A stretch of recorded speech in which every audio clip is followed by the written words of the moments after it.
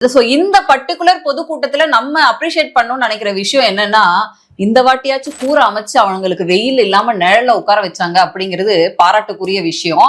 So வழக்கம் போல ஒரு 28 நிமிஷம் ஸ்பீச் விஜய் அவர்களோடது. இதுல ஸ்கிரிப்டுக்கு இடையில கண்ணீரும் கம்பளையுமா இமோஷனலா சில விஷயங்கள்லாம் பேசியிருந்தாரு. அதோட சேர்த்து அவர் பேசின முதல் எடுத்ததான் அவர் ஓபன் பண்ண இந்த குட்டி கதை. அதாவது ஜல்லிக்கட்டு கால கிட்ட பல பேர் அந்த கிரவுண்ட்ல அனுபவம் உள்ளவங்க எல்லாம் வந்தாங்க.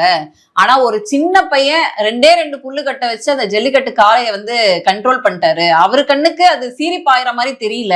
பாக்கெட்டுக்குள்ள மறைச்சு வச்சிருந்த 2 புல்லு கட்டு அத அந்த காளை கிட்ட காட்டுறான். காளை அப்படியே சடனா நின்னு அது மூடெல்லாம் மாறி அந்த புல்லு கட்ட சாப்பிட ஆரம்பிச்சு. அது பசியோட இருக்க மாதிரி தெரிஞ்சுது அப்படின்ற ஒரு கதையை சொல்லியிருந்தாரு. எனக்கு சிரிப்பே வந்துருச்சு. என்னன்னா, நான் எல்லாம் ஜல்லிக்கட்டு பார்த்திருக்கேன். நான் சிட்டி தான், அதனால எனக்கு பெருசா அதுல அனுபவம் இல்லை. ஆனா ஜல்லிக்கட்டு காலை அப்படிங்கிறது ரொம்ப ஆக்ரோஷமா தானே இருக்கும். இது என்ன புல்லுக்கட்டு கதையெல்லாம் சொல்லிட்டு இருக்காரு, நிஜமாலே இப்படிலாம் கதை உண்டா அப்படின்றது. அப்புறம் யோசிச்சுக்கிட்டேன், சரி கதை தானே, யாரு கேட்க போறா, அடிச்சு விடுவோம் அப்படிங்கிற மாதிரி தான் இருக்கு.